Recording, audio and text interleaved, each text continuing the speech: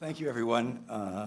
First, I'd like to say kalispera σας and ευχαριστώ πολύ for including me in this. As some of you may know, my family has been residing in Thessaloniki for the last 17 years. I have been coming and going, unfortunately, so that is the limit to my Greek. I have maybe 20 other words, so I apologize for that, and I will endeavor to study it as I spend more time here. I think what hasn't been mentioned is that I actually speak for whistleblowers because I am a whistleblower. It began when I was assigned by the UN peacekeeping. I worked for the UN for 28 years. So in the last 5 or 6 years of my tenure with the United Nations, I was assigned to the UN mission in Kosovo when it was still a breakaway province of Serbia, and where the UN had full executive authority to administer the province. So that means I could fire people, I could hire people, I could arrest people. And I was actually put in charge. Independent audits had been done of the largest sector of Kosovo's GDP, the publicly owned enterprises, the public utilities, the airport, post and telecommunications, electricity, railroads, etc. And so my job was to examine external audit reports, 2,250 pages, and determine what was actually going on inside of these institutions under the UN administration. No one had wanted to look inside because they knew that it was like lifting the edge of a rug. You would see all the dirt underneath, so they were too scared to look at them. So for whatever reason, the governor at the time had asked me, the UN governor, had asked me to take this assignment on, partly because I'd worked in the private sector for a couple of years, and so I knew a little bit about audits and investigations and so on. So I was given the 2,250 pages. I went through them, and I came up with a roadmap of 38 measures that could be instituted to clean up the corruption inside the public utilities, both the regulatory framework, the law enforcement framework, as well as the reorganization of these Yugoslav dinosaurs into something that might be modern. And I presented that to my boss, the governor, and he said, "Oh, this is important." So he called in the office of the Lutte contre Fraude of the EU, Olaf, as well as the UN Inspector General. We had a secret meeting in Vienna where I went through everything I had found, who was responsible, et cetera, et cetera. And so they said, this is a good idea, and so they decided to establish an office to execute the cleanup of these messes inside of these institutions. And unfortunately, I was asked to head that new operation. I already had a full-time job. I was in charge of logistics for a 17,000-person operation. I had a staff of 1,000 underneath me, but for whatever reason, they decided to ask me to do simultaneously this anti-corruption effort inside the public utilities, much to my dismay and chagrin. So they said, you have a free hand, you can do whatever you want. So I went ahead and hired a number of people I could really trust, including Kosovo Albanians as well as internationals, and we set about implementing this plan. Obviously, over a couple of years, we ran afoul of certain of the corrupt actors. And this manifested itself very specifically in a bidding process in connection with a new coal mine and electricity utility, a power plant in Kosovo. The bid was going to be worth roughly $5 billion US, at the time 3.5 billion euros. And inside one of the documents, as we heard from many informants independently on the inside, both locals and internationals from very disparate sources. So once you get a variety of different sources coming forward from completely independently one of the other, you begin to take this seriously. Because I got lots of reports of people, and there was lots of vendetta going on. I don't like him, so I'm going to report him to Wasserstrom's office. I don't like him, and blah, blah, blah. We got all kinds of things like that going on, so we dismissed most of it. But this one was loud, and this one was clear. So, and in fact, it involved, in one of the bids, there was a 10% quote-unquote facilitation fee, red flag, red flag, red flag, of a $5 billion operation. So that facilitation fee was going to be paid to a local agency of 2 or 3 people, as it turned out. So that was worth $500 million to 2 or 3 people who were going to facilitate the award of this contract. This is, of course, preposterous. It turned out that these 2 or 3 people were associated with the party in power, in fact, with the existing Minister of Mines and Energy. So I'd also heard, unfortunately, that my UN bosses, not the governor, but the deputy governor, who was another American, was also going to receive part of this $500 million kickback. He was in charge of all law enforcement in Kosovo, which is the obvious reason why he was cut in. And so I couldn't go to him with my complaints. I couldn't go to the governor with my complaints because he was also mentioned as part of this. So where did I go? I went to the UN Inspector General in New York, who was in charge of this. This was a UN peacekeeping operation.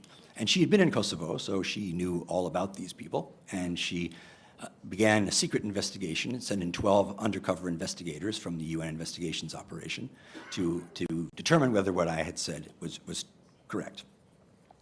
During the course of this, for some reason that remains a mystery to me all these years later, she sent an email to the very top level of the UN administration, Ban Ki-moon and a bunch of other people at that level, and sort of advising them that this was going on. Well, of course, that particular email was leaked right away to my superiors, who found out that I was involved in this whistleblowing. So I didn't know that at that particular moment, but it became very evident to me because almost immediately they rushed to start closing my office. In the meantime, the investigators found everything I had said they had found, and it was reported, beginning to be reported through the correct channels. Unfortunately, once I was then almost immediately notified that I was under suspicion for corruption. This was by my UN colleagues, and that I was suspended immediately and had to leave the premises, and all of my UN privileges were removed, which I guess I could have expected. And so I cleared out my belongings from my office with the help of my deputy, who was a Kosovar Albanian, and we loaded up my car, and I began the drive. We also, by the way, took a mirror image of everything on my computer, which had all of the incriminating documents involving all those involved, which would have been very painful if it had been discovered. So I went to the border between Kosovo and now North Macedonia, and I was arrested. And I was by the financial crimes police of the UN and the UN border police. These are all UN staff. And in violation of my immunity, in violation of a variety of rights and privileges and all sorts of things which I knew were all being violated, I was escorted under armed police escort back to Pristina, about an hour and a half, where I was publicly paraded on the main street with flashing lights and so on between police cars, which then brought me back to my house. It was observed by hundreds of people on a Friday night, because I was coming home to visit my family in Thessaloniki. I didn't get past the border. Brought back, and then they did an illegal search of my property. They searched everything to find any kind of documentation, and they removed a number of things, and they took away anything that was electronic. But to my amazement, and they searched me, of course, physically. They searched my car, and to my great astonishment, they actually went, as they were going through all of the boxes in the car, the hard drive that I had was actually in its original Chinese packaging, which said something like jewelry case. And so the financial crimes police looked at the box that said jewelry case, so they opened it up, and it was in a fake leather pouch. And they looked at the fake leather pouch. They, thank God, did not open the fake leather pouch. And they put it back in the packaging and put it back in my boxes. They held me overnight, and then I was allowed to go. Upon returning from Thessaloniki a couple of days later, on the Monday, the UN had then gone ahead to smear me in the paper. And by the way, everything that you saw that happens to whistleblowers happened to me. So I know every single one of those things happened to me.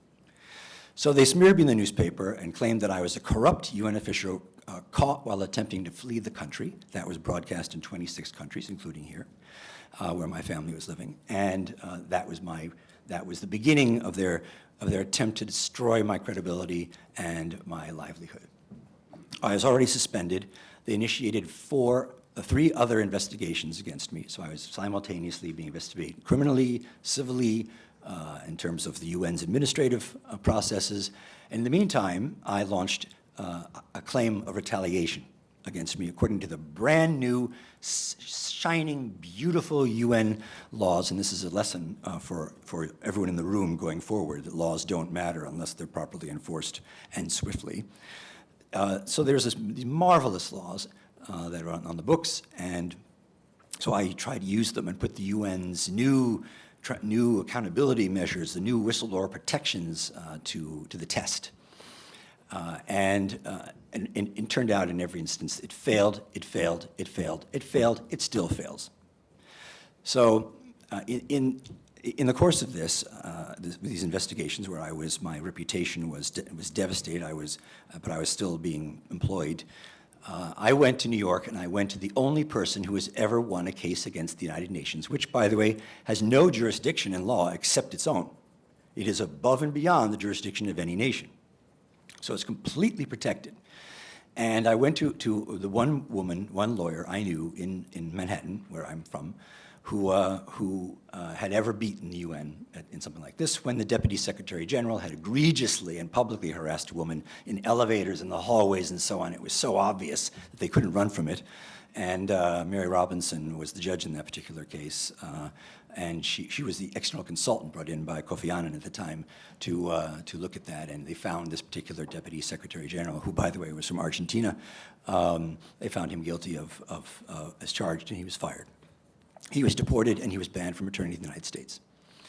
So I said, oh, this is someone I need. So I went to Mary Dorman, and who is human rights oriented, and she was very stern, very dour, and she listened to me, and I was devastated emotionally. My family, of course, was suffering. We didn't know my future from one day to the next. And Mary listened to me, and that she came out from behind her giant desk. She's a solo practitioner in Manhattan, and she took my hand, and she said, "You are the bravest person I've met in real life. I would love to take your case."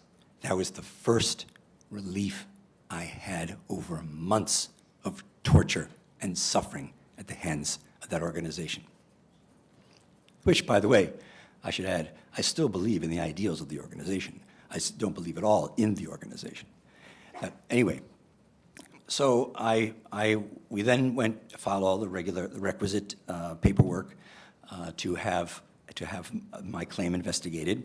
It was investigated, and it was accepted. And then we filed a case in the brand new UN justice system, which was supposed to have all independent justices from around the world who would consider cases like mine. And by the way, getting through to the point of being allowed to the justice system is like trying to dance on the head of a pin, or trying to stick a thread through a pin. It's extremely difficult to thread that needle, that your case can actually be considered by the justice system. It was then, and it still is. Harder now. And so I went before a series of justices. And in the meantime, there were some journalists who, after they wrote how horrible I was and how vile and corrupt and so on, there were one or two who actually, there was a documentary that was done by Italian television on me as some sort of James Bondian figure, and what was I really up to, and was I really talking about the corruption inside the public utilities. And by the way, I was lobbied directly by a senior political figure from the White House to throw this particular bid in favor of a particular bidder. It just so happened to be the corrupt one. I shall leave her name out of it, but it was quite astonishing, and I hung the phone up on her. In any case, the case went its way through the courts, and we kept on winning. And the journalists started paying attention, first from the documentary, and then there was a front page story in the Wall Street Journal on Christmas Day of 2008, and subsequently in the New York Times, and in the Times of London, and in the Times of India, and in the Sydney Morning Herald, and in Argentina and Spain, and all over the world on this extraordinary occurrence of David versus this absolutely enormous Goliath, who was actually getting a fair hearing against all odds in this new justice system, and we kept on winning. We won all of our motions. We won at the first level, where they confirmed the facts of the case. So the facts were no longer in dispute as to what happened and the retaliation against me. And but there was no response from the U.S. government, among others. And so I took it upon myself to hold a press conference as really the only way to get some action on the part of the UN. I held a press conference at a hotel at my own expense across the street from the UN, I'd written a letter to the Secretary of State at the time, John Kerry, and said, so this is during the Obama administration, I said, the UN is covering up enormous corruption. It is torturing whistleblowers. There are many, many cases. I can give you names, dates, and places of those cases. And we, in the US, as the primary funders of the organization, should take our commitment seriously and not allow this to continue. That's the gist of the letter. All of this is online, so you can read this for yourselves. So I had the press conference, and I had an advocacy group in Washington that had stood up for me, the Government Accountability Project, which is one of the two main organizations in the United States that really protect whistleblowers. And so they called me up and they said, we'd like to help you. We'd like to be your advocates here in Washington. We'd like to arrange meetings for you with Congress and others to explain what the meaning of your case beyond yourself. And I said, fine. So they came up to the press conference, they helped me organize it, and 8 people showed up. That was a bit disappointing, I must say. But what I didn't realize, which is, as was happening with this, is that it was being live streamed. So there were dozens and dozens of journalists around the world who were watching this, and the story exploded. So I was invited down to speak to various senators and congressmen and so on in Washington from both parties. The State Department was keeping me at arm's length because they are afraid of the whole concept of whistleblowing. It eliminates their marge de manœuvre, their room to maneuver when it comes to negotiations, so they don't like it. But the Congress on both sides, including current Republicans and current Democrats, had decided to listen to me. This was due in some part because during this period I was fired by the UN, so I lost my job. I was unemployable because of the cloud that they were still producing about me being corrupt and so on. Which to this day, I receive emails from individuals in the UN who, when my name comes up, they send me what the UN is still saying about me. Eventually, the Congress passed a law, which is on the books today, which requires that all international organizations must adhere to best practice in implementation of whistleblower protection. Not laws, not words, not EU directives, et cetera. That's all lovely, but it's meaningless to a whistleblower unless it's actually properly applied. And so they passed this law, which is now in the books and has actually been applied to certain international organizations which have tortured whistleblowers and have had 15% of the US contribution withheld. Unfortunately, I don't think it's been used enough, but even the threat of it is deterrent, at least in a lot of these international organizations, including in the UN Secretariat, which went on to torture other whistleblowers after me. Anders Kompass, Maria referred to him obliquely in connection with sexual exploitation and abuse charges involving French peacekeepers in Central African Republic some years ago, and on and on. My lawyer now tells me, and I'll be winding up on this, my lawyer now tells me that she gets lots of referrals from UN whistleblowers now, from the UN, who want to settle the cases quietly out of court and have the UN whistleblowers sign non-disclosure agreements. So the issues the whistleblowers are raising never reach the courtroom, they never reach the public eye, and they're never corrected. This is also corporate practice in the United States, as you may know. So they're just following long-standing practice of some of our private firms. So this has never been addressed in an organization which holds itself out to be a paragon in these respects. So what does that mean? That means, to me, that the oh, and by the way, I do a lot of work on whistleblowing legislation. I'm still a kind of a contact person for whistleblowers around the world, and I'm working in Tunisia with corruption in the defense sector, and I do this also in Ukraine very frequently. I had an audience. I was asked to present the whistleblower of the first award of Whistleblower of the Year to Tunisia, which has a relatively new whistleblowing law. And half a dozen people in the audience, we were presenting the award, stood up and told their tales of trauma and woe and misery of having come forward and all the terrible things that happened to them.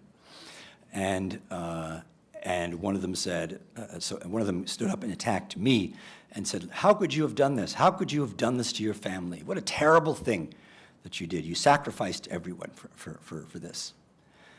And I said, and this is in line with what others have said, I said, you're right, I did. I admit that. But sometimes there are things that are just more important. And my family supported me, all but one of them. My older daughter to this day says I should never have done it. But the younger one and my wife did. And I said, but it's because I never made a conscious decision. Whistleblowers don't often make conscious decisions. We just do what we think is the right thing to do under the circumstances. I didn't sit around, and I don't know a single whistleblower who actually sat around and said, should I do this? Should I not?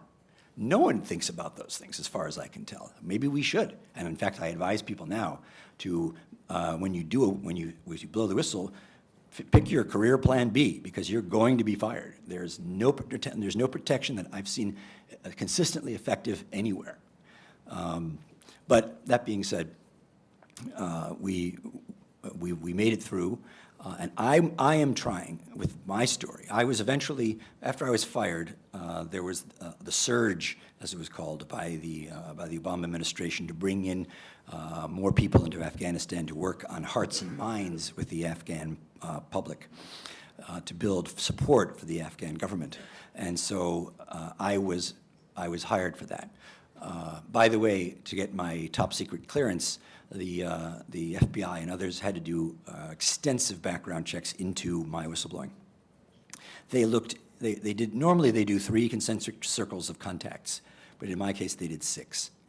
And afterward they said to me that I had demonstrated rare integrity, and they wanted more of that in the US government. So I got the top secret clearance, which allowed me then to pick up the pieces of my life which were shattered.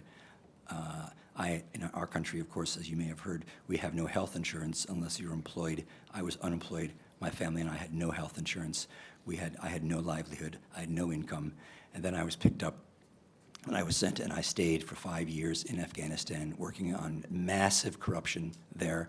I never looked at anything less than 9 figures in scale, and I got involved in corruption and terrorist financing and counter-narcotics and narcotics trafficking, money laundering, and so on, which is part of what I do today, independently of any government. And I wrote a report on the U.S. responsibility, culpability for corruption in Afghanistan, which is public, available to all, under the auspices of our Special Inspector General for Afghanistan Reconstruction, so you can read all about what we did and didn't do to foster the massive and ongoing corruption in Afghanistan, which corroded our war effort and has led us to the longest war in American history. So with that, there are certain things that I would like to point out. Nobody argues the need for this. I know that's the name of this panel. I think we all agree on the need, and there have been beautiful, beautiful speeches on this, and I support all of what's been said. I would like to point out that the G20 and the EU are latecomers to all of this. The G20 has been looking at this, has had edicts that everybody should have whistleblower protection laws since 2012, I think, or 2013, and most of them still don't. The EU, certain countries like Ireland and Slovakia do have whistleblower protection laws, but I think there are only 4 out of the 28 members of the EU. This is astonishing that in this day and age that it took this directive to get to this point, but thank goodness for such action. And I think the real test will be as you have said. I have also been the subject or victim of corruption here, which fortunately I did not in Greece, which I did not submit to. So I know it's a problem that exists here. And I know there's also, I mean, I was called a rat, a snitch, a this, a that, but I would like to point out that rats and roaches, cockroaches, love darkness. They love being in the dark. That's how they thrive. And when you shine a light on rats and roaches, they scurry to the corners. They scurry into the woodwork not to be found. And that's what you have in front of you, is how to make sure that whistleblowers who point out rats and roaches don't suffer the kinds of consequences that people like me and many others, Daniel Ellsberg from the Pentagon Papers, Edward Snowden, stuck in Russia, and many others who you probably haven't heard of, who have suffered for the very, very important work they've done to change the course of history. Not just economics, not just a firm. The whistleblower in Washington, we all know who he is. I mean, it's no secret. It hasn't been published, but I mean, you can just look at the White House comings and goings in terms of staff transfers. And it doesn't take a genius to figure out who left in the last 6 months and went back to the CIA. I mean, everybody knows that. It's an open secret. But the media also are a very important tool in putting pressure on this.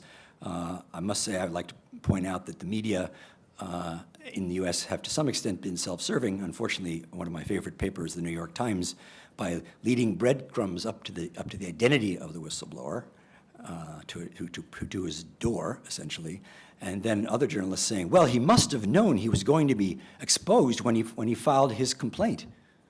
No, he didn't know that. Whistleblowers don't know that. That's an egregious, self-serving assumption on the part of journalists, and it's revolting. So whistleblowers need anonymity, they need protection, they need a change in culture so that they aren't considered rats and snitches, that companies say, oh, I don't want to hire him because I can't trust him to keep the company's dirty secrets. Yeah, you shouldn't have dirty secrets. I guess that's where we start with this. But that's going to require a great deal of work in all the countries which have reactions like this one. And by the way, the US is no exception to this. I looked at a survey not long ago that said that 70% of the people surveyed would not report wrongdoing on the part of their boss or their supervisor. 30% said they would. I don't believe that for a minute. I think it's more like, of those 30, they just knew that was the right answer. My experience, it's more like 4. I think Marie got it absolutely right, that it's 4 or less. It's a very, very small minority because of all the terrible things that happen. And I want personally, I want Greece, I want the European Union, and I want those other countries which are obligated under international agreements, like the other members of the G20, which are not corrupt. There are quite a few who are, so let's leave that to maybe a smaller G, to actually change the narrative around whistleblowing, to change the narrative that whistleblowers always suffer, they always lose, they always end up miserable, blah, blah, blah. I'm not miserable. I got through it. I had to spend 5 years in a war zone, yes. I had to become what Congress called a national treasure to get them to pay attention to me as the longest serving civilian and the most decorated. And I have that. I'm proud of what I did. I would absolutely do it again. Yes, I suffered. And yes, my family suffered. But the $500 million did not happen. The deal did not happen. It fell apart. It has still not happened all these years later. And to mention it now is like touching an electric telephone wire, an electric wire. And I'll leave it at that. At some point, I'm happy to take questions on whistleblower, the implementation issues associated with the whistleblower legislation, the particular challenges of other countries. I've done this in Bosnia, which has actually a quite good law, which having some trouble enforcing it, of course. It's all about the enforcement. It's all about the change in culture. Thank you. Ευχαριστώ. My pleasure.